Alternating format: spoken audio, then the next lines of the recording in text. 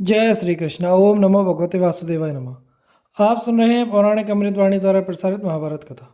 कथा को सुनने के लिए हमारे चैनल को लाइक शेयर एंड सब्सक्राइब करें। चलिए आगे की कथा प्रारंभ करते हैं। घटोत्कच के हाथ से अलम्बुश द्वितीय का वध तथा कर्ण और घटोत्कच का घोर युद्ध। संजय कहते हैं, महाराज दुर्योधन ने जब देखा कि घटोत्कच कर्ण का वध करने की इच्छा से उसके रथ की ओर बढ़ा आ रहा है तो दुशासन से कहा, भाई संग्राम में कर्ण को पराक्रम करते देख। यह राक्षस उसके ऊपर बड़े वेग से धावा कर रहा है। तुम बड़ी भारी सेना के साथ वहां जाकर इसे रोको और कर्ण की रक्षा करो। दुर्योधन यह कह ही रहा था कि जटासुर का पुत्र अलम्बुश उसके पास आकर बोला, दुर्योधन यदि तुम आज्ञा दो तो मैं तुम्हारे प्रसिद्ध शत्रुओं को उनके अनुगामियों सहित मार डालना चाहता हूँ। मेरे पिता का नाम था जटासुर। वे समस्त राक्षसों के नेता थे। अभी कुछ ही दिन हुए इन नीच पांडवों ने उन्हें मार डाला। मैं इसका बदला चुकाना चाहता हूँ। तुम इस काम के लिए मुझे आज्ञा दो। यह सुनकर दुर्योधन को बड़ी प्रसन्नता हुई। उसने कहा, अलम्बुश शत्रुओं को जीतने के लिए तो द्रोण और कर्ण आदि के साथ मैं ही बहुत हूँ। तुम तो मेरी आज्ञा से क्रूर कर्म करने वाले घटोत्कच का ही नाश करो। तथास्तु कहकर अलम्बुश ने घटोत्कच को युद्ध के लिए ललकारा और उसके ऊपर नाना प्रकार के शस्त्रों की वर्षा आरंभ कर दी। किंतु घटोत्कच अकेला ही अलम्बुश, कर्ण और कौरवों की दुस्तर सेना को रौंदने लगा। उसकी माया का बल देखकर अलम्बुश ने घटोत्कच पर नाना प्रकार के सहायक समूहों की झड़ी लगा दी और अपने बाणों से पांडव सेना को मारकर भगा दिया। इसी प्रकार घटोत्कच के बाणों से क्षत विक्षत होकर आपकी सेना भी हजारों मसाले फेंक फेंक कर भागने लगी।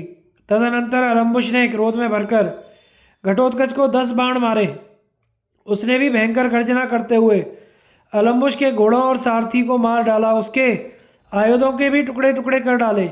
फिर तो अलम्बुश क्रोध में भर गया और उसने घटोत्कच को बड़े जोर से मुक्का मारा। मुक्के की चोट से घटोत्कच कांप उठा। फिर उसने भी अलम्बुश को मुक्का मारा और उसे भूमि पर पटककर दोनों कोहनियों से रगड़ने लगा। अलम्बुश ने किसी प्रकार अपने को घटोत्कच के चंगुल से छुड़ाया और उसे जमीन पर पटककर रोष के साथ रगड़ना आरंभ किया। इस प्रकार दोनों महाकाय राक्षस गरजते हुए लड़ रहे थे। उनमें बड़ा रोमांचकारी युद्ध हो रहा था। वे दोनों बड़े पराक्रमी और मायावी थे। माया बल में एक दूसरे से अपनी विशेषता दिखाते हुए युद्ध कर रहे थे। एक आग बनकर प्रकट होता तो दूसरा समुद्र, एक को नाग बनते देख दूसरा गरुड़ हो जाता। इसी प्रकार कभी मेघ और आंधी, कभी पर्वत और वज्र, कभी हाथी और सिंह बनकर प्रकट होते थे। एक सूर्य का रूप बनाता तो दूसरा राहु का। इस तरह एक दूसरे को मार डालने की इच्छा से दोनों ने ही सैकड़ों मायाओं की सृष्टि की। उनके युद्ध का ढंग बड़ा ही विचित्र था। वे परेख, गदा, प्रास, मुदगर, पट्टिश, मूसल और पर्वत शिखरों से परस्पर प्रहार करते थे। उनकी माया शक्ति बहुत बड़ी थी, इसलिए वे कभी 2 घुड़सवार बनकर लड़ते, कभी 2 हाथी सवारों का के रूप में युद्ध करते, कभी 2 पैदलों के रूप में ही लड़ते देखे जाते थे। इसी बीच अलम्बुश को मार डालने की इच्छा से घटोत्कच ऊपर को उछला और बांस की भांति झपटकर अलम्बुश को पकड़ लिया। फिर उसे ऊपर को उठाकर भूमि पर पटक दिया और तलवार निकालकर उसके भयंकर मस्तक को काट डाला। खून से भरे हुए उस मस्तक को लिए घटोत्कच दुर्योधन के पास गया और उसे उसके रथ में फेंक कर बोला, यह है तेरा सहायक बंधु।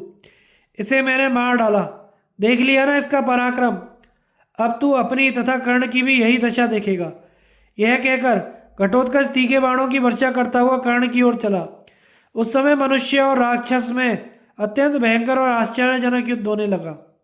धृतराष्ट्र ने पूछा, संजय आधी रात के समय जब कर्ण और घटोत्कच का सामना हुआ उस समय उन दोनों में किस प्रकार युद्ध हुआ? उस राक्षस का रूप कैसा था और उस रथ के घोड़े और अस्त्र शस्त्र कैसे थे? संजय ने कहा, घटोत्कच का शरीर बहुत बड़ा था। उसका मुंह तांबे जैसा, आंखें सुर्ख लाल रंग की, पेट धसा हुआ, सिर के बाल ऊपर की ओर उठे हुए, दाढ़ी मूछ काली, कान खूंटी जैसे थोड़ी बड़ी, मुंह का छेद कान तक फैला हुआ था। दाढ़ें तीखी और विकराल थीं। जीभ और ओठ तांबे जैसे लाल लाल और लंबे थे। भौहें बड़ी बड़ी, नाक मोटी, शरीर का रंग काला, कंठ लाल और देह पहाड़ जैसी भयंकर थी। भुजाएं विशाल थी, मस्तक का घेरा बड़ा था। उसकी आकृति बेडौल थी, शरीर का चमड़ा कड़ा था। सिर का ऊपरी भाग केवल बढ़ा हुआ मांस का पिंड था, उस पर बाल नहीं उगे थे। उसकी नाभि छिपी हुई थी और नितंब का भाग मोटा था। भुजाओं में भुजबंद आदि आभूषण शोभा पाते थे। मस्तक पर सोने का चमचमाता हुआ मुकुट, कानों में कुंडल और गले में स्वर्णमयी माला थी। उसने कांसे का बना हुआ चमकता हुआ कवच पहन रखा था। उसका रथ भी बहुत बड़ा था। उस पर चारों ओर रीछ का चमड़ा मड़ा हुआ था। उसकी लंबाई और चौड़ाई 400 हाथ थी। सभी प्रकार के श्रेष्ठ आयुध उस पर रखे हुए थे। उसने ध्वज ऊपर उसके ऊपर ध्वजा फहराती थी। 8 पहियों से वह रथ चलता था। उसकी घरघराहट मेघ की गंभीर गर्जना को भी मात करती थी। उस रथ में 100 घोड़े जुते हुए थे, जो बड़े ही भयंकर इच्छा अनुसार रूप बनाने वाले तथा मनचाहे वेग से चलने वाले थे। विरूपाक्ष नाम का राक्षस उसका सारथी था, जिसके मुख और कुंडलों से दीप्ति बरस रही थी। वह घोड़ों की बागडोर पकड़कर उन्हें काबू में रखता।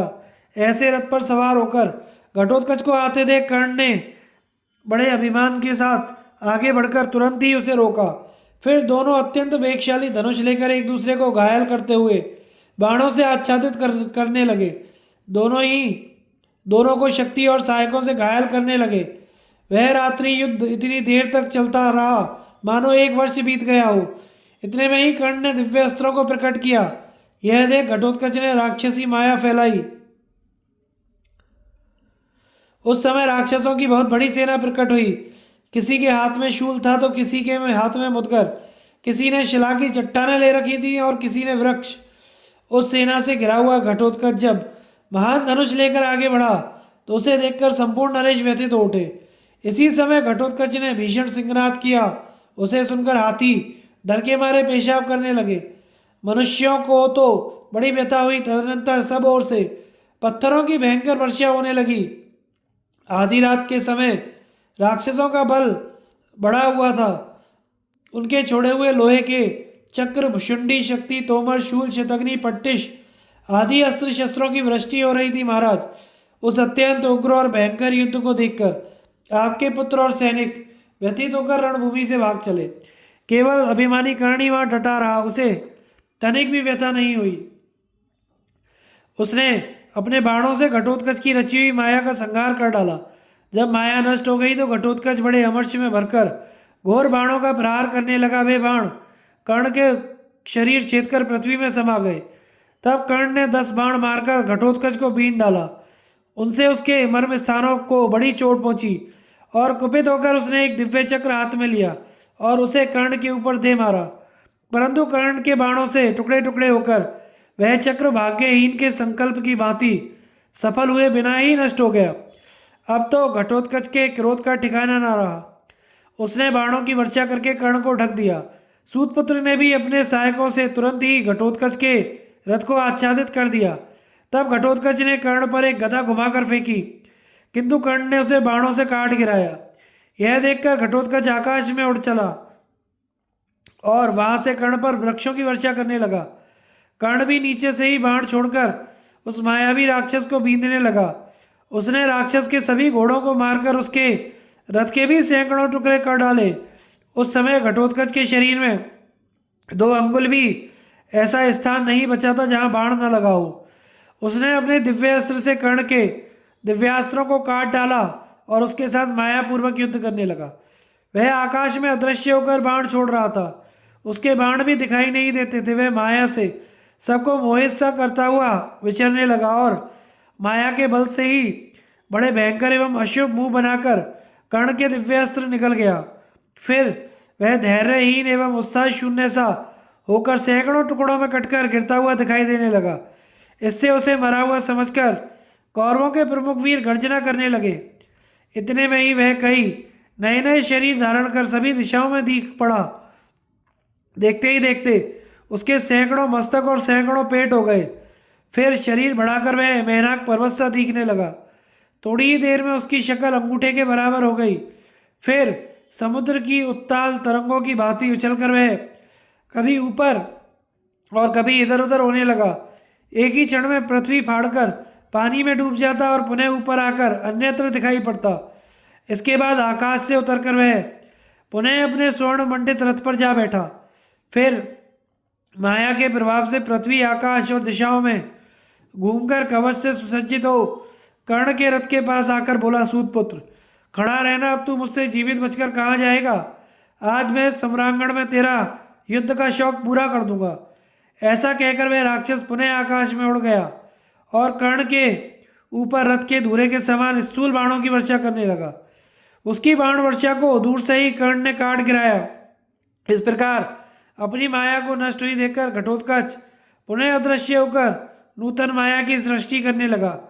एक ही क्षण में वह एक बहुत ऊंचा पर्वत बन गया और उससे पानी के झरने की भांति शूल, प्रास, तलवार, मूसल आदि अस्त्र शस्त्रों की वृष्टि होने लगी। किंतु कर्ण को इससे तनिक भी भय नहीं हुआ। उसने मुस्कुराते हुए दिव्य अस्त्र प्रकट किए। उस अस्त्र का स्पर्श होते ही उस पर्वतराज का नाम निशान नहीं रह गया। इतने में ही वह राक्षस इंद्रधनुष सहित मेघ बनकर उमड़ आया और सूतपुत्र पर पत्थरों की वर्षा करने लगा। किंतु कर्ण ने वायवास्त्र का संधान करके उस काले मेघ को फौरन उड़ा दिया।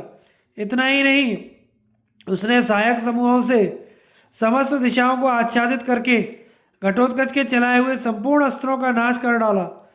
तब भीमसेन के पुत्र ने कर्ण के सामने महामाया प्रकट की। कर्ण ने देखा घटोत्कच रथ पर बैठा आ रहा है। उसके साथ राक्षसों की बहुत बड़ी सेना है।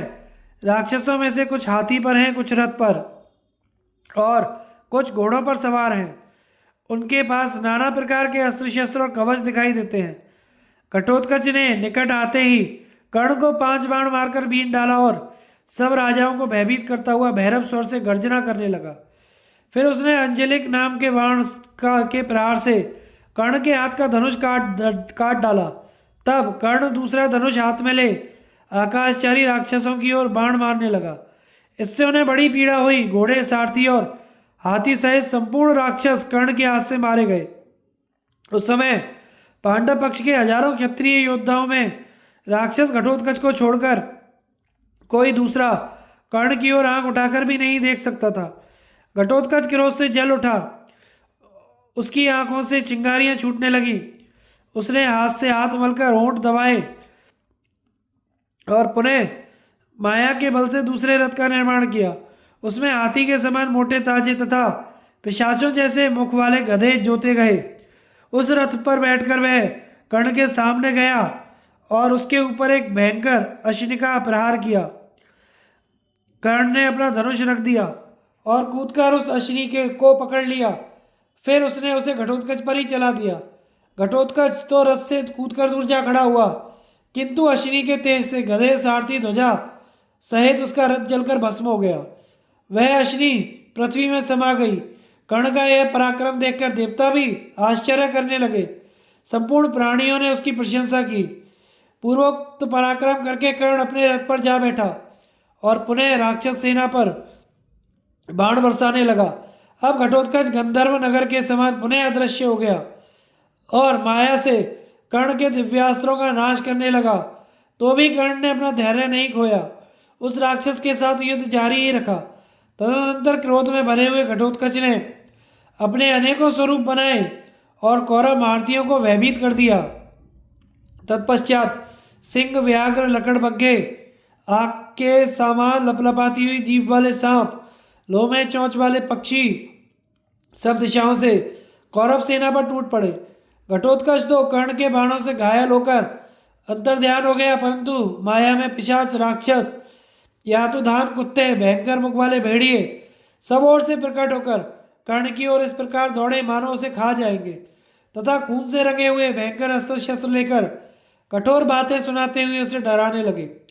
कर्ण ने उनमें से प्रत्येक को कई कई बाण मारकर बीन डाला और दिव्य अस्त्र से उस राक्षसी माया का संहार करके घटोत्कच के घोड़ों को भी यमलोक भेज दिया। इस प्रकार पुनः अपनी माया का नाश हो जाने से अभी तुझे मौत के मुख में भेजता हूँ, ऐसा कर्ण से कहकर घटोत्कच फिर अंतर्ध्यान हो गया। भीमसेन के साथ अलायुध का युद्ध तथा घटोत्कच के हाथ से अलायुध का वध। संजय कहते हैं, राजन, इस प्रकार कर्ण और घटोत्कच का युद्ध हो ही रहा था कि अलायुध नाम वाला एक राक्षस पूर्वकालीन वैर का स्मरण करके अपनी बड़ी भारी सेना के साथ दुर्योधन के पास आया और युद्ध की लालसा से बोला, महाराज, आपको तो मालूम ही होगा भीमसेन ने हमारे बांधव हिडिंब, बक और किरमीर का वध कर डाला है।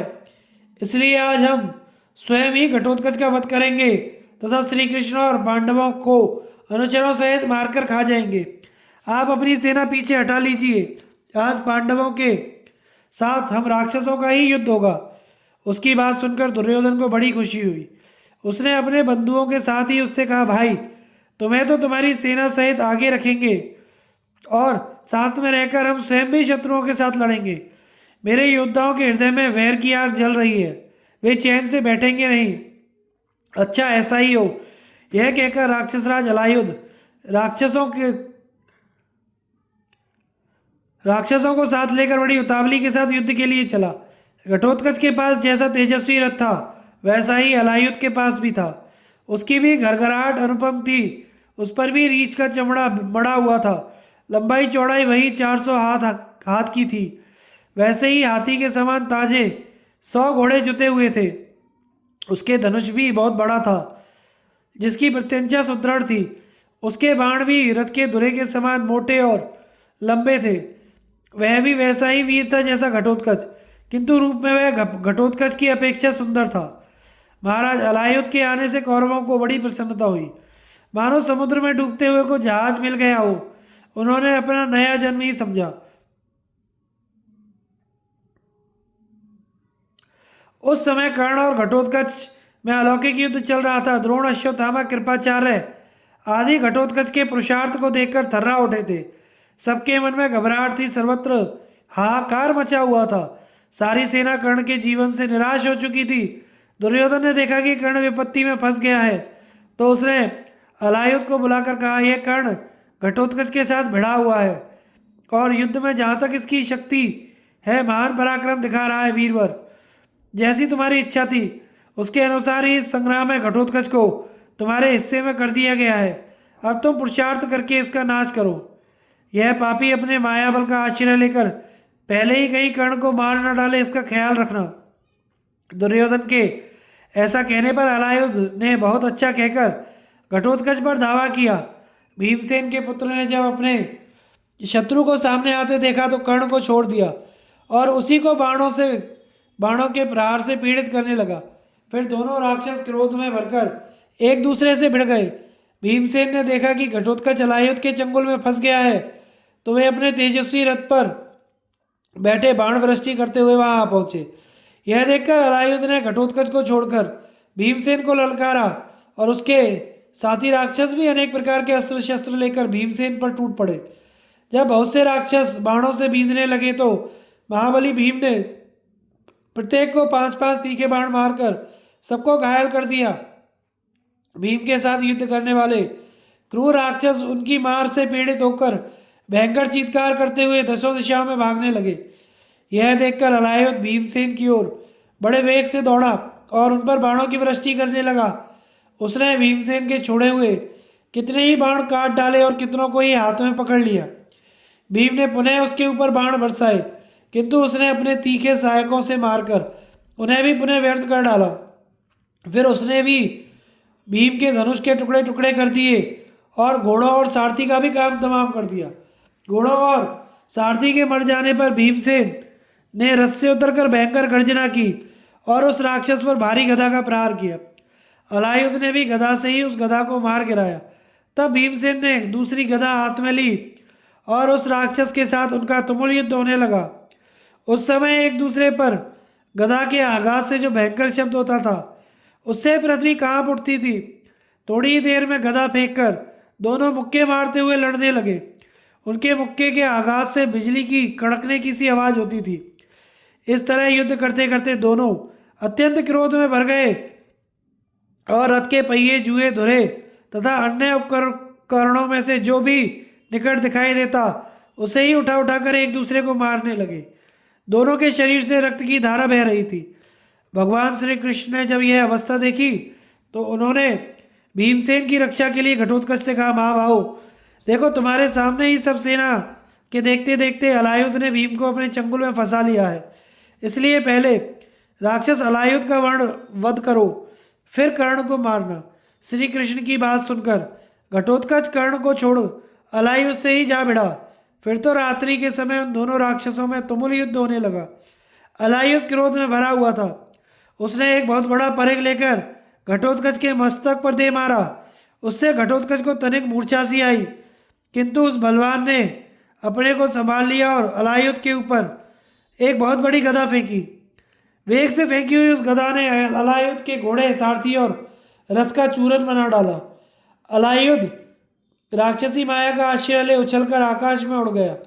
उसके ऊपर जाते ही खून की वर्षा होने लगी।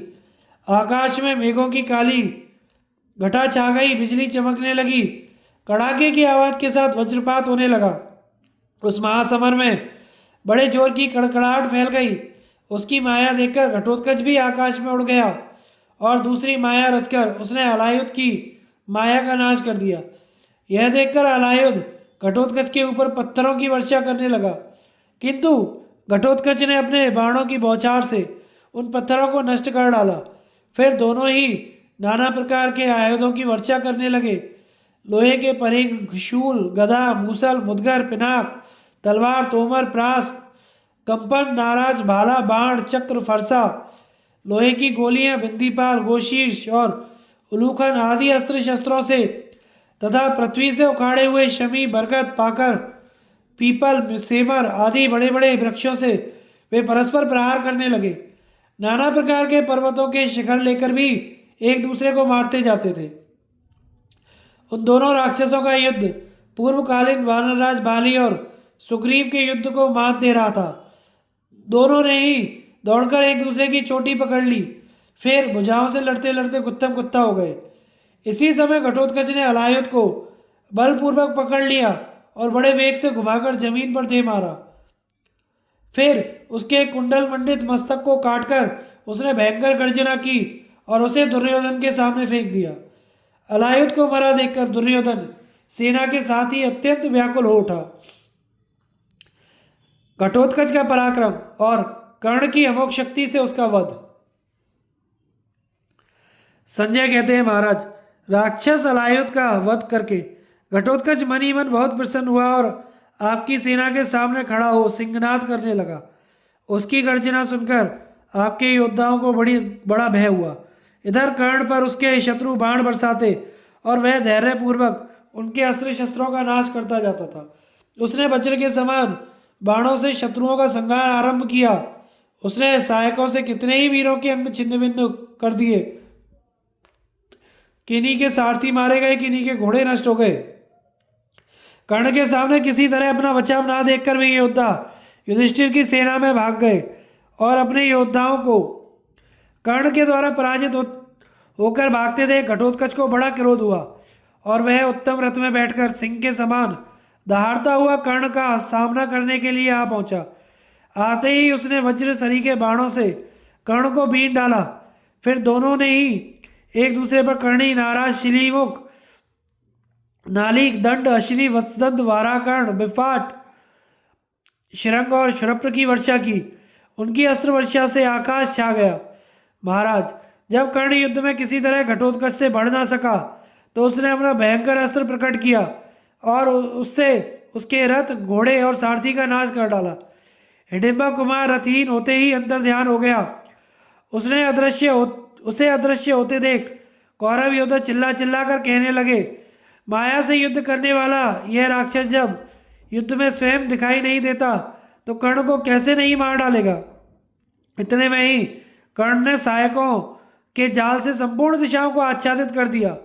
उस समय बाणों से आकाश में अंधेरा सा छा गया तो कोई भी प्राणी ऊपर से मरकर गिरा नहीं। इसके बाद हम लोगों ने अंतरिक्ष में उस राक्षस की भयंकर माया देखी। पहले वह लाल रंग के बादलों के रूप में प्रकाशित हुई, फिर जलती हुई आग की लपट के समान भयंकर दिखाई देने लगी।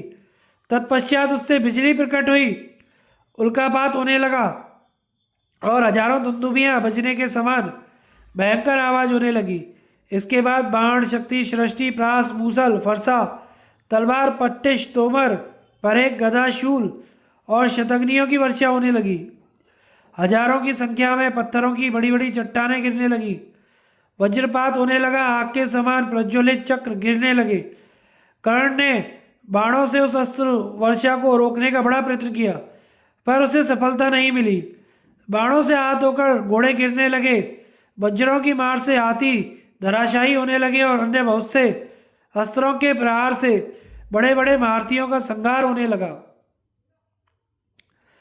गिरते समय इनका महान आर्तनाद चारों ओर फैल रहा था। घटोत्कच के छोड़े हुए नाना प्रकार के भयंकर अस्त्र शस्त्रों से आहत होकर दुर्योधन के सैनिक बड़ी घबराहट के साथ इधर उधर भाग रहे थे। सब और हाहाकार मचा था। सभी लोग विषादमग्न और भयभीत हो गए थे। उस समय आपके पुत्र की सेना पर भयंकर मोह छा रहा था। कितने ही शूरवीरों की आंतें छितरा गई थी, उनके मस्तक कट गए थे और सारे अंग छिन्न भिन्न हो रहे थे। इस दशा में वे रणभूमि में पड़े हुए थे। जगह जगह चट्टानों से कुचले हुए घोड़े और हाथी दिखाई देते थे। रथ चकनाचूर हो गए थे। उस समय काल की प्रेरणा से क्षत्रियों का विनाश हो रहा था। समस्त कौरव योद्धा घायल होकर भागते हुए चिल्ला चिल्ला कर कह रहे थे, कौरवों भागो, यह सेना नहीं है, इंद्र आदि देवता पांडवों का पक्ष लेकर हमारा नाश कर रहे हैं। इस प्रकार जब कौरव विपत्ति के महासागर में डूब रहे थे, उस समय सूतपुत्र कर्ण ने ही दीप बनकर उनकी रक्षा की। वह सारी शस्त्र वर्षा को अपनी ही छाती पर झेलता हुआ अकेला ही मैदान में डटा रहा। इतने में ही घटोत्कच ने कर्ण के चारों घोड़ों को लक्ष्य करके एक शतघ्नी चलाई। उसके प्रहार से घोड़ों ने धरती पर घुटने टेक दिए। उनके दांत गिर गए, आंखें और जीभें बाहर निकल आईं और वे निष्प्राण होकर गिर गए। घोड़ों के मारे जाने पर कर्ण रथ से उतर पड़ा और मन ही मन कुछ सोचने लगा। उस समय कौरव योद्धा भाग रहे थे। राक्षसी माया से उसके दिव्यास्त्रों का नाश हो गया था, तो भी कर्ण घबराया नहीं। वह समयोचित कर्तव्य का विचार करने लगा। इसी समय उस भयंकर माया का प्रभाव देख समस्त कौरवों ने मिलकर कर्ण से कहा, भाई अब तुम इस राक्षस का वध करो, नहीं तो ये सभी कौरव अभी नष्ट हुए जाते हैं। भीमसेन और अर्जुन हमारा क्या कर लेंगे। इस समय आधी रात में इस राक्षस का प्रताप बहुत बढ़ा हुआ है, अतः इसका ही नाश करो। हम लोगों में से जो इस भयंकर संग्राम से छुटकारा पा जाएगा, वही सेना सहित पांडवों से युद्ध करेगा। इसलिए तुम इंद्र की दी हुई शक्ति से इस भयंकर राक्षस का संहार कर डालो। कर्ण, सभी कौरव इंद्र के समान बलवान हैं। कहीं ऐसा ना हो कि इस रात्रि युद्ध में ये सबके सब अपने सैनिकों सहित मारे जाएं। निशीथ का समय था। राक्षस कर्ण पर निरंतर प्रहार कर रहा था। सारी सेना उस पर उसका आतंक छाया हुआ था। इधर कौरव वेदना से करा रहे थे। यह सब देख सुनकर कर्ण ने राक्षस के ऊपर शक्ति छोड़ने का विचार किया। अब उससे संग्राम में शत्रु का आघात नहीं सहा गया। उसके वध की इच्छा से कर्ण ने वह वैजयंती नाम वाली असह्य शक्ति हाथ में ली।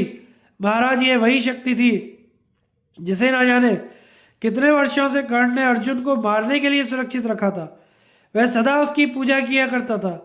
मृत्यु की सगी बहन अथवा लपलपाती हुई काल की जिह्वा के समान वह शक्ति कर्ण ने घटोत्कच के ऊपर चला दी। उसे देखते ही राक्षस भयभीत हो गया और विंध्याचल के समान विशाल शरीर धारण कर वहां से भागा।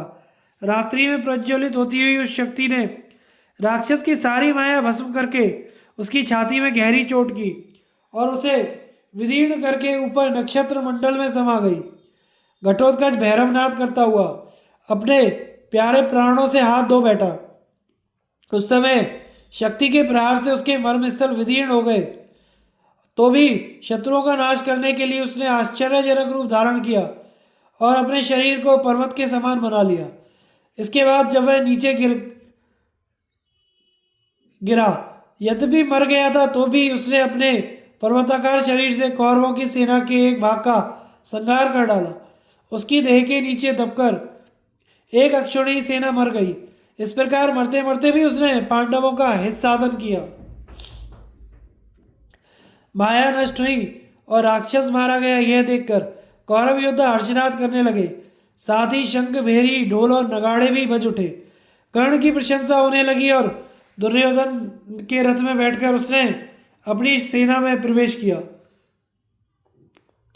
घटोत्कच की मृत्यु से भगवान की प्रसन्नता तथा पांडव हितैषी भगवान के द्वारा कर्ण का बुद्धिमोह।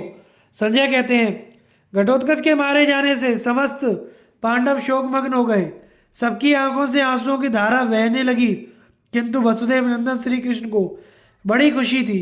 वे आनंद में डूब रहे थे। उन्होंने बड़े जोर से सिंहनाद किया और हर्ष से झूमकर नाचने लगे। अर्जुन को गले लगाकर उनकी पीठ ठोंकी और बारंबार गर्जना की।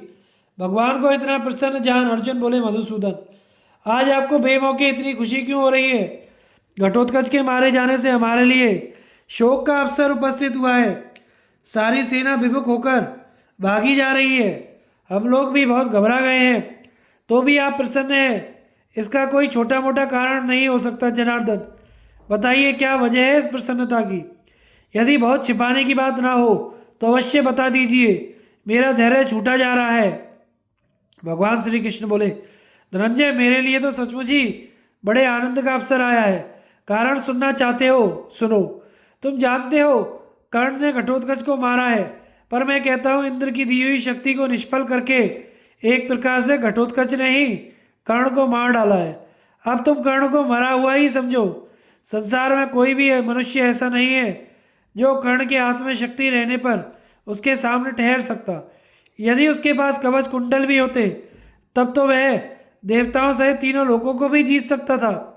उस अवस्था में इंद्र, कुबेर, वरुण तथा यमराज भी युद्ध में उसका सामना नहीं कर सकते थे। हम और तुम सुदर्शन चक्र और गांडीव लेकर भी उसे जीतने में असमर्थ हो जाते। तुम्हारा ही हित करने के लिए इंद्र ने छल से उसे कुंडल और कवचहीन कर दिया। उनके बदले में जब से इंद्र ने उसे अमोघ शक्ति दी है, तब से वह सदा तुमको मरा हुआ ही मानता था। आज यद्यपि उसकी ये सारी चीज़ें नहीं रही, तो भी तुम्हारे सिवा दूसरे किसी से वह नहीं मारा जा सकता। कर्ण ब्राह्मणों का भक्त, सत्यवादी, तपस्वी, व्रतधारी और शत्रुओं पर भी दया करने वाला है। इसी से वह विरश कहलाता है। संपूर्ण देवता चारों ओर से कर्ण पर बाणों की वर्षा करें और दैत्य उस पर मांस और रक्त उछालें, तो भी वे उसे नहीं जीत सकते। कवच और कुंडल तथा इंद्र की दी हुई शक्ति से वंचित हो जाने के कारण आज कर्ण साधारण मनुष्य सा हो गया है, तो भी उसे मारने का एक ही उपाय है। जब उसकी कोई कमजोरी दिखाई दे, वह असावधान हो और रथ का पहिया फंस जाने से संकट में पड़ा हो, ऐसे समय में मेरे संकेत पर ध्यान देकर सावधानी के साथ इसे मार डालना। तुम्हारे हित के लिए ही मैंने जरासंध, शिशुपाल आदि को एक एक करके मरवा डाला है, तथा हिडिंब, किरमीर, बक, अलायुध आदि राक्षसों को भी मैंने ही मरवाया है।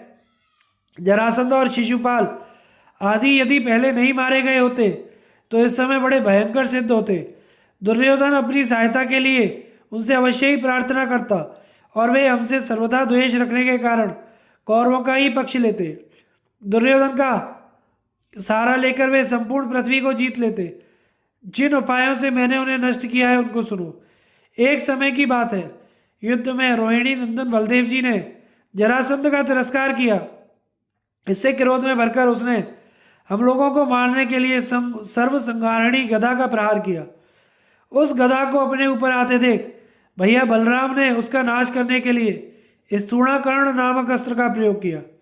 उस अस्त्र के वेग से प्रतिहत होकर वह गदा पृथ्वी पर गिर पड़ी।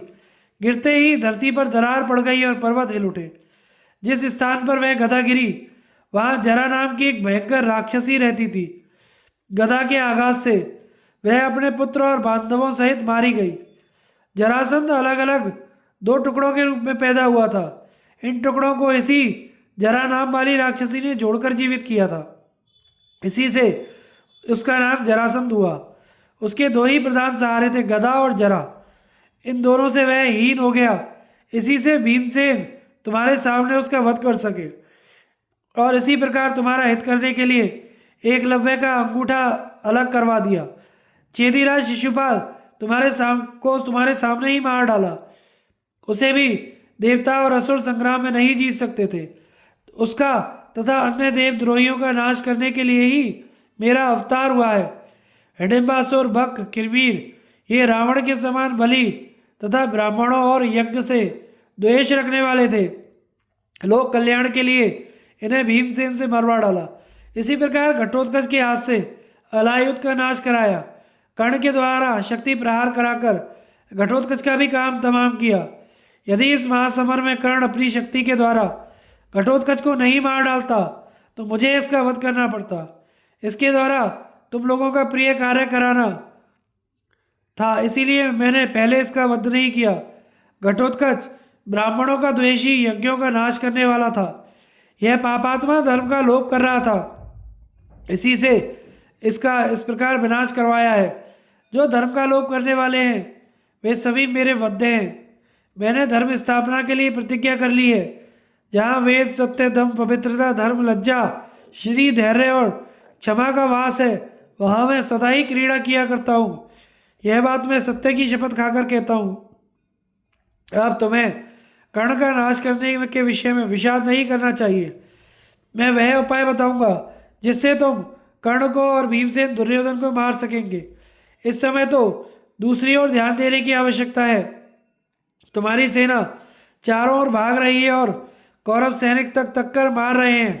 धृतराष्ट्र ने पूछा, संजय, यदि कर्ण की शक्ति एक ही वीर का वध करके निष्फल हो जाने वाली थी तो उसने सबको छोड़कर अर्जुन पर ही उसका प्रहार क्यों नहीं किया?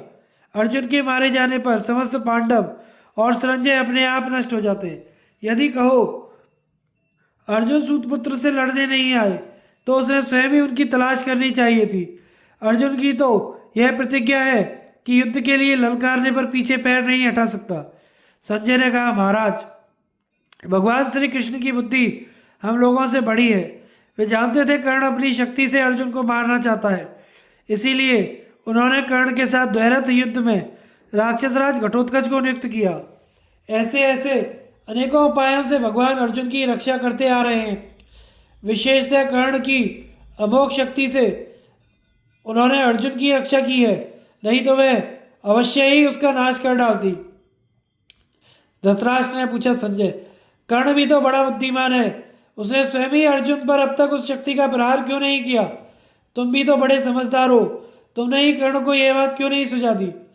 संजय ने कहा, महाराज, प्रतिदिन रात्रि में दुर्योधन, शकुनी, मैं और दुशासन ये सब लोग कर्ण से प्रार्थना करते थे कि भाई, कल के युद्ध में तुम सारी सेना को छोड़कर पहले अर्जुन को ही मार डालना, फिर तो हम लोग पांडवों और पांचालों पर दास की भांति शासन करेंगे। यदि ऐसा ना हो तो तुम श्री कृष्ण को ही मार डालो, क्योंकि वे ही पांडवों के बल हैं, वे ही रक्षक हैं और वे ही उनके सहारे हैं। राजन, यदि कर्ण कृष्ण को मार डालता तो निस्संदेह आज सारी पृथ्वी उसके वश में हो जाती। उसने भी उन पर शक्ति प्रहार का विचार किया था, पर युद्ध में भगवान श्री कृष्ण के निकट जाते ही उस पर ऐसा मोह छा जाता कि यह बात भूल जाती। उधर से भगवान सदा ही बड़े बड़े महारथियों को कर्ण से लड़ने के लिए भेजा करते। वे निरंतर इसी फिक्र में रहते कि कैसे कर्ण की शक्ति को व्यर्थ कर दूं। महाराज, जो कर्ण से अर्जुन की इस प्रकार रक्षा करते थे, वे अपनी रक्षा क्यों नहीं करते? तीनों लोकों में कोई भी ऐसा पुरुष नहीं है जो जनार्दन पर विजय पा सके। घटोत्कच के मारे जाने पर सात्यकी ने भी भगवान कृष्ण से यही प्रश्न किया था कि भगवान, जब कर्ण ने वह अमोघ शक्ति अर्जुन पर ही छोड़ने का निश्चय किया था तो अब तक उन पर छोड़ी क्यों नहीं? भगवान श्री कृष्ण बोले, दुर्योधन, दुशासन, शकुनी और जयद्रथ ये सब मिलकर यही सलाह दिया करते थे कि कर्ण, तुम अर्जुन के सिवा किसी पर शक्ति का प्रयोग ना करना। उनके मारे जाने पर पांडव और संजय स्वयं ही नष्ट हो जाएंगे। युयुधान, कर्ण भी उनसे ऐसी ही प्रतिज्ञा कर चुका था। उसके हृदय में सदा अर्जुन के वध करने का निश्चय रहा भी करता था, किंतु मैं ही उसे मोह में डाल देता था। यही कारण है जिससे उसने अर्जुन पर शक्ति का प्रहार नहीं किया। सात्यकी, वह शक्ति अर्जुन के लिए मृत्यु रूप है। यह सोच सोचकर मुझे रात में नींद नहीं आती थी। अब वह घटोत्कच पर पड़ने से व्यर्थ हो गई है। यही देखकर मैं ऐसा समझता हूँ कि अर्जुन मौत के मुख से छूट गए। मैं युद्ध में अर्जुन की रक्षा करना जितना आवश्यक समझता हूँ, उतनी ही पिता, माता, तुम जैसे भाइयों और अपने प्राणों की रक्षा भी आवश्यक नहीं मानता।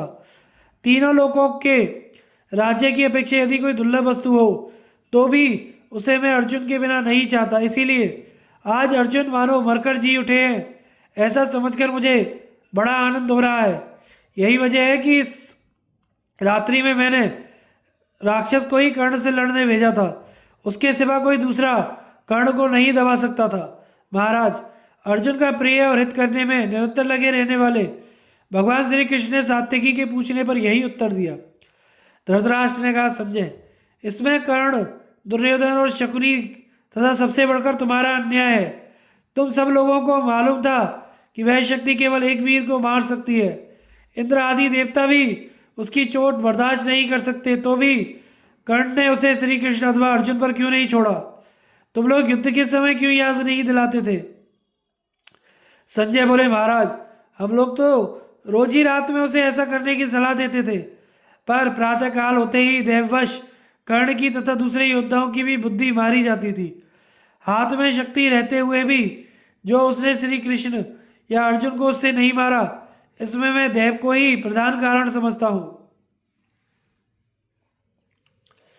युधिष्ठिर का विषाद और भगवान कृष्ण तथा व्यास जी द्वारा उसका निवारण। धृतराष्ट्र ने पूछा, संजय, अब आगे की बात बताओ। घटोत्कच के मारे जाने पर कौरव और पांडवों में किस प्रकार युद्ध हुआ? संजय ने कहा, महाराज, कर्ण के द्वारा उस राक्षस के मारे जाने पर आपके सैनिक बड़े प्रसन्न हुए। वे ऊंचे स्वर से गर्जना करने लगे और बड़े वेग से इधर उधर दौड़ने लगे। उधर उस घोर अंधकारमयी रजनी में पांडव सेना का संहार हो रहा था।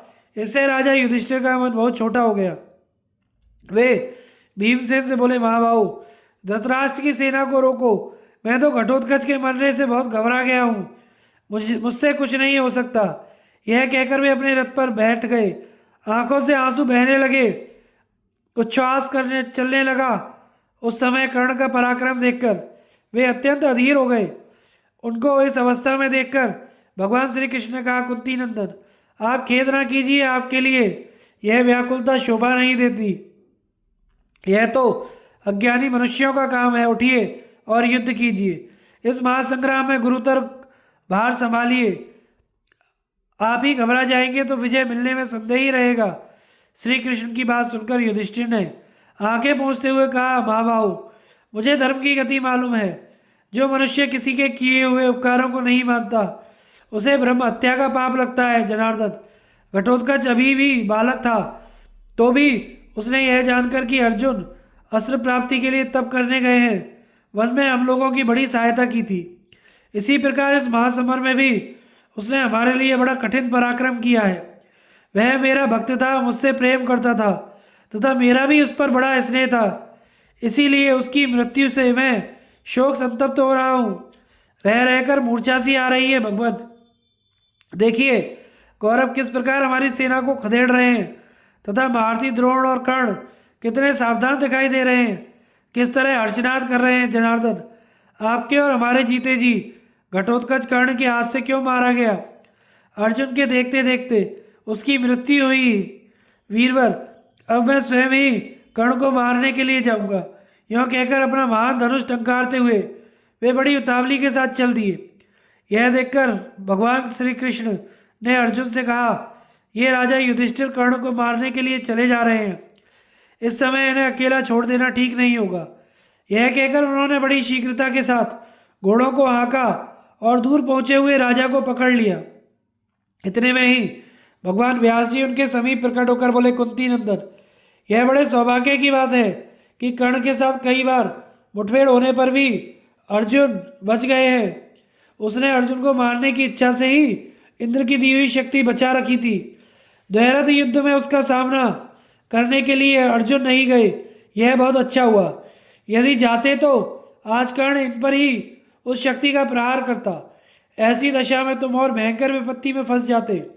सूत पुत्र के हाथ से घटोत्कच का ही मारा जाना अच्छा हुआ। काल ने ही इंद्र की शक्ति से उसका नाश किया है। ऐसा समझकर तुम्हें क्रोध और शोक नहीं करना चाहिए। युधिष्ठिर, सभी प्राणियों की एक दिन वही यही गति होती है। इसीलिए तुम चिंता छोड़कर अपने सभी भाइयों को साथ लेकर कौरवों का सामना करो।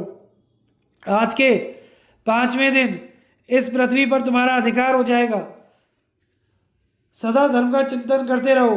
दया, तप, दान, क्षमा और सत्य आदि सद्गुणों का प्रसन्नता पूर्वक पालन करो। जिधर धर्म होता है उसी पक्ष की विजय होती है। यह कहकर व्यास जी वहीं पर अंतर्ध्यान हो गए। अर्जुन की आज्ञा से दोनों सेनाओं का रणभूमि में शयन तथा दुर्योधन और द्रोण की रोषपूर्ण बातचीत।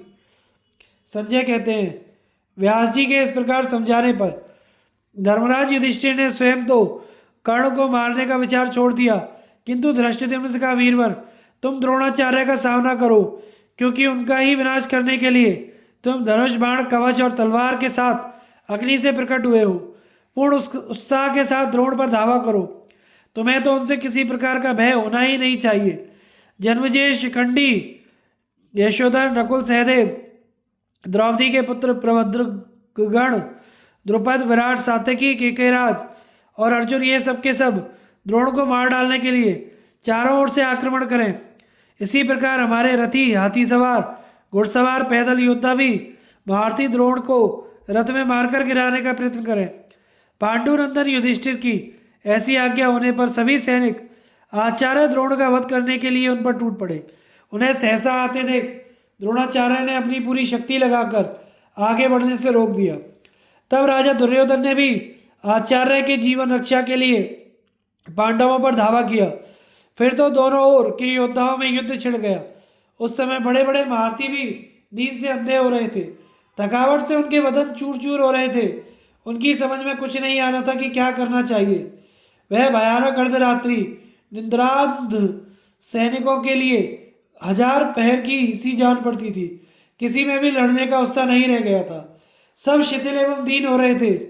आपके तथा शत्रुओं के भी सैनिकों के पास कोई अस्त्र नहीं रह गया था, न बाण। तो भी क्षत्रिय धर्म का ख्याल करके वे सेना का परित्याग नहीं कर सके।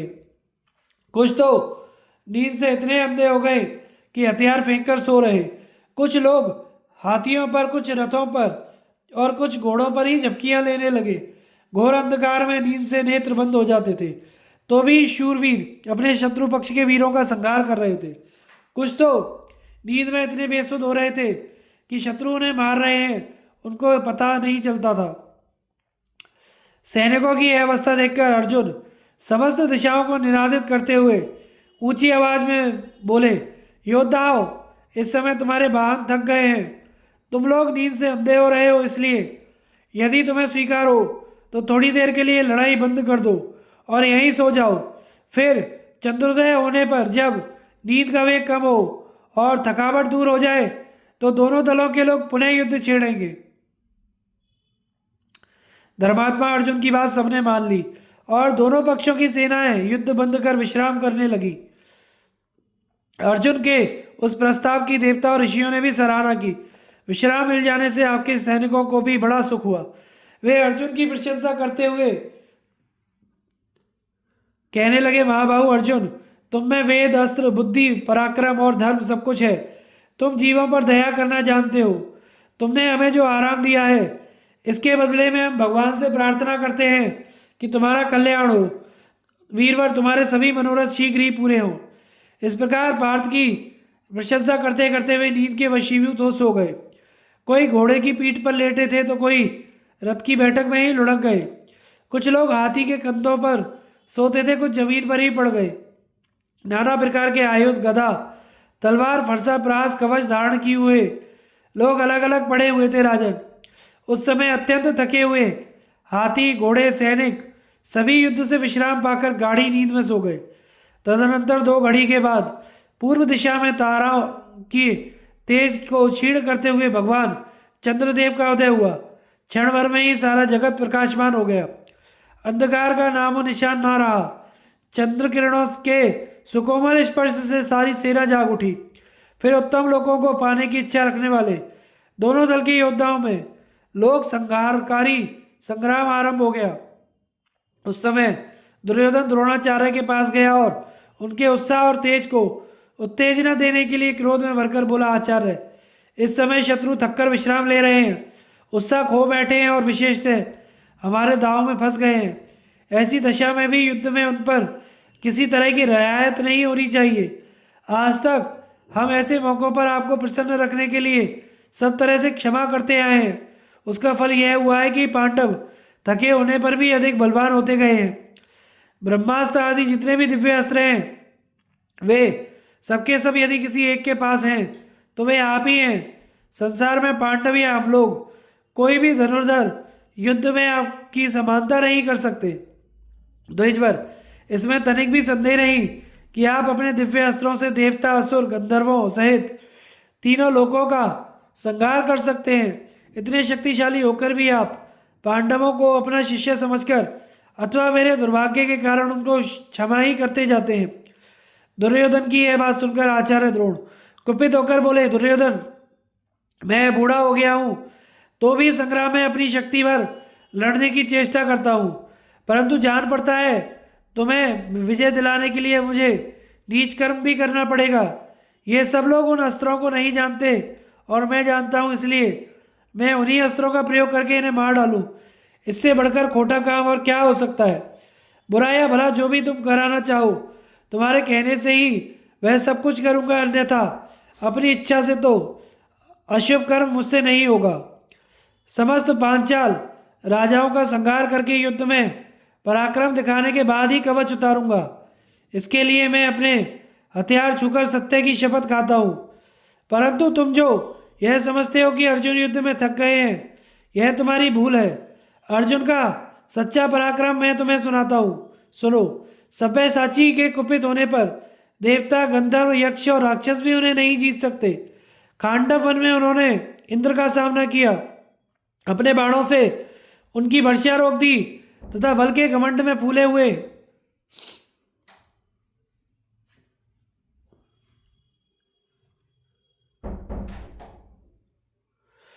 यक्षनाग और दैत्यों को भी परास्त किया। याद है कि नहीं, घोष यात्रा के समय जब चित्रसेन आदि गंधर्व तुम्हें बांध कर लिए जाते थे, उस समय अर्जुन ने ही छुटकारा दिलाया था देवताओं के शत्रु निवात कवच नामक दैत्यों को, जिन्हें स्वयं देवता भी नहीं मार सके थे, अर्जुन ने ही परास्त किया। हिरण्यपुर में रहने वाले हजारों दानवों को जिन्होंने जीत लिया, उन पुरुष सिंह अर्जुन को मनुष्य कैसे हरा सकता है। हर तरह से चेष्टा करने पर भी उन्होंने तुम्हारी सेना का सत्यानाश कर डाला। यह सब तो तुम रोज अपनी आंखों से देखते हो। महाराज, इस प्रकार द्रोणाचार्य अर्जुन की प्रशंसा करने लगे तो आपके पुत्र ने कुपित होकर कहा, आज मैं दुशासन, कर्ण और मामा शकुनी सब मिलकर कौरव सेना को दो भागों में बांटकर दो जगह मोर्चाबंदी करेंगे और युद्ध में अर्जुन को मार डालेंगे। यह सुनकर आचार्य मुस्कुराते हुए बोले, अच्छा जाओ, परमात्मा ही कुशल करें भला। कौन ऐसा क्षत्रिय है जो गांडीवधारी अर्जुन का नाश कर सके।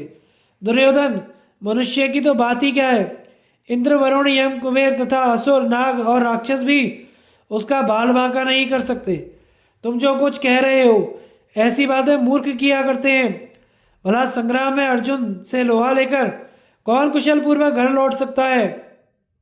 तुम तो निर्दयी हो और पाप में ही तुम्हारा मन बसता है, इसलिए तुम्हारा सब पर संदेह रहता है तथा जो लोग तुम्हारा हित साधन में लगे हैं उनके प्रति भी तुम अंट संट बातें बक दिया करते हो।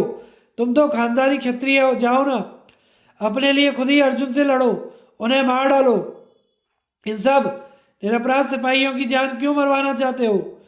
तुम ही इस वैर विरोध का मूल कारण हो, इसलिए स्वयं ही जाकर अर्जुन का सामना करो और साथ में जाए तुम्हारा यह मामा जो कपट से जुआ खेलने में बड़ा बहादुर है। यह धूर्त जुआरी जिसने दूसरों को धोखा देने में ही अपनी बुद्धि का परिचय दिया है, तुम्हें पांडवों से विजय दिलाएगा। तुम भी धृतराष्ट्र को सुना सुनाकर कर्ण के साथ बड़ी उमंग से कहा करते थे, पिताजी, मैं, कर्ण और दुशासन तीनों मिलकर पांडवों को जीत लेंगे। तुम्हारा यह डींग मारना मैंने सभा में कई बार सुना है।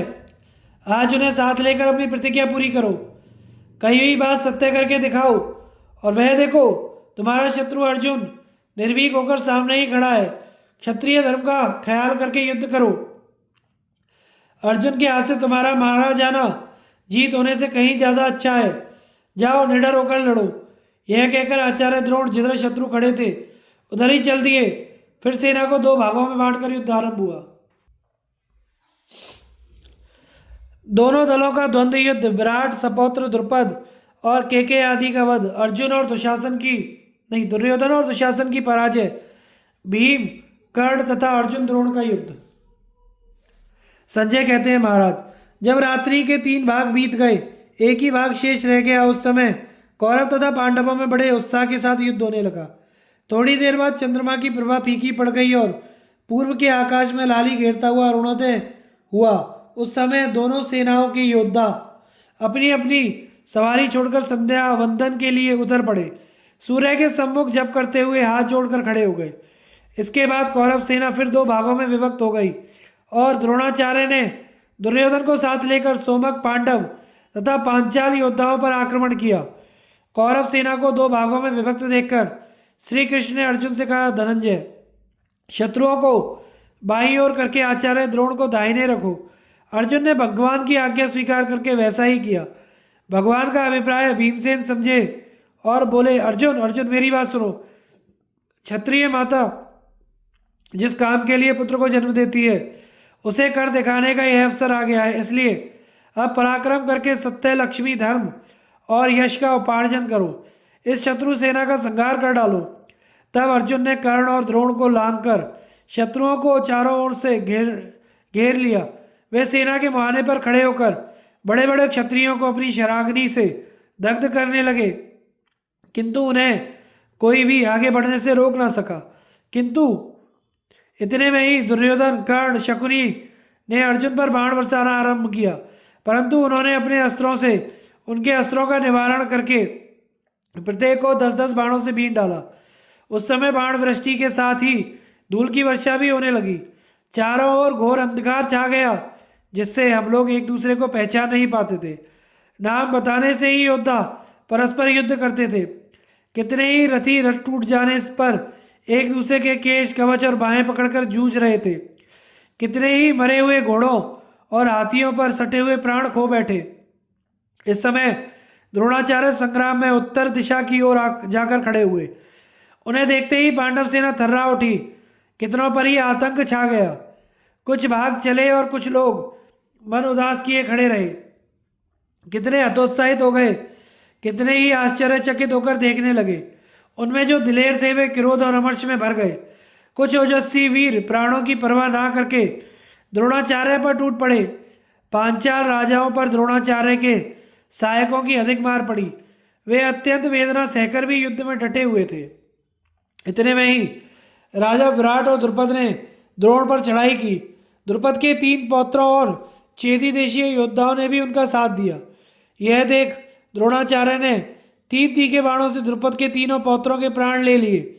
इसके बाद उन्होंने चेदी, केकय, संजय तथा मत्स्य देशीय महारथियों को भी परास्त किया। तब राजा द्रुपद और विराट क्रोध में भरकर द्रोण पर बाणों की वृष्टि करने लगे। द्रोण ने उनकी बाण वर्षा रोक दी और अपने सहायकों से उन दोनों को आच्छादित कर दिया। अब उन दोनों के क्रोध की सीमा न रही। वे भी द्रोण को बाणों से बींधने लगे। यह देखकर द्रोण ने क्रोध और अमर्ष में भरकर 2 अत्यंत तीखे भल्लों से उन दोनों के धनुष काट दिए। धनुष कट जाने पर विराट ने 10 तोमर चलाए और द्रुपद ने भयंकर शक्ति का प्रहार किया। द्रोण ने तीखे भल्लों से उन 10 तोमरों को काटकर सहायकों पर द्रुपद की शक्ति भी काट गिराई। फिर 2 भालों से विराट और द्रुपद दोनों का काम तमाम कर दिया। इस प्रकार विराट, द्रुपद, केकय, चेदी, मत्स्य, पांचाल और तीनों द्रुपद पौत्रों के मारे जाने पर द्रोण का पराक्रम देख धृष्टद्युम्न को बड़ा क्रोध हुआ, साथ ही दुख भी। उसने महारथियों के बीच में यह शपथ दिलाई कि आज जो द्रोण को जीवित छोड़कर लौटे या द्रोण से अपमानित होकर बदला न ले, वह यज्ञ यागादि करने तथा कुआं, बावली बनवाने आदि का पुण्य खो बैठे, उसका क्षत्रियत्व और ब्रह्मतेज नष्ट हो जाए। संपूर्ण धनुर्धारियों के बीच में ऐसी घोषणा करके धृष्टद्युम्न अपनी सेना के साथ द्रोण पर चढ़ आया। पांडव और पांचाल एक ओर से द्रोण पर बाण वर्षा करने लगे तथा दूसरी ओर दुर्योधन, कर्ण, शकुनी आदि प्रधान वीर उनकी रक्षा में खड़े हो गए। पांचालों ने अपने सभी महारथियों के साथ द्रोण को दबाने का पूरा प्रयत्न किया, किंतु वे उनकी ओर आंख उठाकर भी ना देख सके। उस समय भीमसेन क्रोध में भरकर अपने बाणों से आपकी वाहिनी में भगदड़ मचाते हुए द्रोण की सेना में घुस गए। साथ ही धृष्टद्युम्न भी द्रोण के पास जा पहुंचे। फिर तो घमासान युद्ध होने लगा। बड़ा भीषण संघार मचा। रथियों के झुंड एक दूसरे से सटकर लोहा लेने लगे। जो लोग विमुख होकर भागते उनकी पीठ और बगल में मार पड़ती। इसी प्रकार वह घमासान युद्ध चल रहा था। इतने में पूर्ण रूप से भगवान सूर्य का उदय हो गया। उस समय दोनों ओर के सैनिकों ने कवच पहने हुए सूर्य प्रस्थान किया। फिर पूर्ववत युद्ध होने लगा। सूर्योदय के पहले जो जिनके साथ लड़ते थे उन्हीं के साथ पुनः द्वंद्व युद्ध छिड़ गया।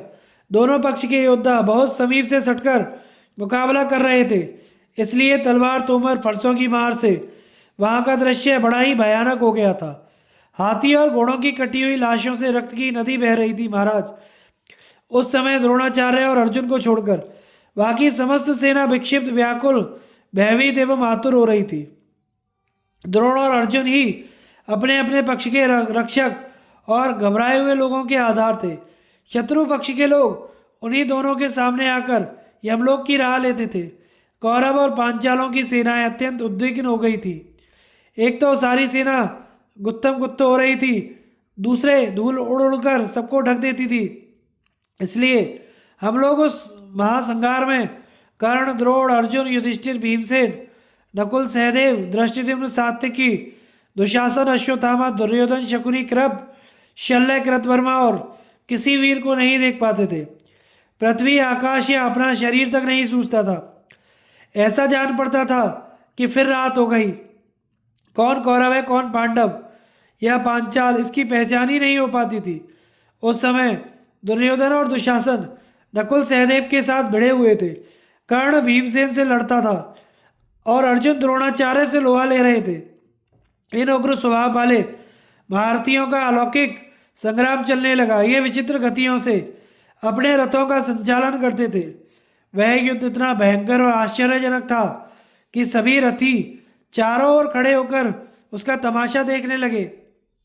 माद्री नंदन नकुल ने आपके पुत्र को दाहिने कर दिया और उस पर सैकड़ों बाणों की झड़ी लगा दी। फिर तो वहाँ बड़ा कोलाहल हुआ। दुर्योधन भी नकुल को दाहिनी ओर लाने का उद्योग करने लगा, मगर नकुल के सामने उसकी एक ना चली। उसने बाण वर्षा से पीड़ित कर उसे भगा दिया। दूसरी ओर क्रोध में भरे हुए दुशासन ने सहदेव पर धावा किया। उसके आते ही माद्री नंदन ने एक भल्ल मारकर उसके सारथी का मस्तक उड़ा दिया। यह काम इतनी जल्दी में हुआ कि सैनिक या स्वयं दुशासन तक को पता न चला। जब भागदौड़ संभालने वाला ना होने से घोड़े स्वच्छंद होकर भागने लगे, तब दुशासन को मालूम हुआ कि मेरा सारथी मारा गया है। उसने स्वयं घोड़ों की रास ली और रणभूमि में युद्ध करने लगा। सहदेव ने उन घोड़ों को तीखे बाणों से मारना आरंभ किया। बाणों की मार से पीड़ित हुए घोड़े इधर उधर भागने लगे। दुशासन जब घोड़ों की रास लेता तो धनुष रख देता, जब धनुष से काम लेता तो रास छोड़ देता। इसी बीच में मौका पाकर सहदेव उसे बीनता रहा। यह देख कर्ण उसकी रक्षा के लिए बीच में कूद पड़ा। तब भीमसेन भी सावधान हो गए। वे 3 भल्लों से कर्ण की भुजाओं और छाती में घाव करके गर्जना करने लगे। कर्ण ने भी तीखे बाणों की वर्षा करते हुए भीमसेन को रोक दिया। फिर उन दोनों में तुमुल संग्राम होने लगा। भीमसेन ने गदा मारकर कर्ण के रथ का कुबड़ तोड़ डाला। उसके सैकड़ों टुकड़े हो गए। कर्ण ने भी भीम की ही गदा उठा ली और उसे घुमाकर उन्हीं के रथ पर फेंका, किंतु भीम ने दूसरी गदा से उस गदा को तोड़ डाला।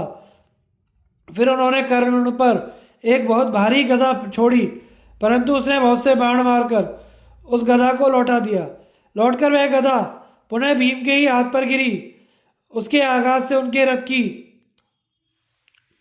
विशाल ध्वजा टूटकर गिर पड़ी और सारथी को भी मूर्छा आ गई। इससे भीमसेन का कोप बढ़ गया और उन्होंने अपने सहायकों से कर्ण की ध्वजा, धनुष और भाता काट डाले। कर्ण ने पुनः दूसरा धनुष हाथ में लिया और तीखे तीरों से उनके घोड़े, पार्श्व रक्षक तथा सारथी को मार डाला। रथहीन हो जाने पर भीमसेन नकुल के रथ पर जा बैठे। इसी प्रकार भारती, द्रोण और अर्जुन भी विचित्र प्रकार से युद्ध करने लगे। वे सेना के बीच विचित्र गतियों से रथ का संचालन करते हुए एक दूसरे को दाईं ओर लाने का प्रयत्न कर रहे थे।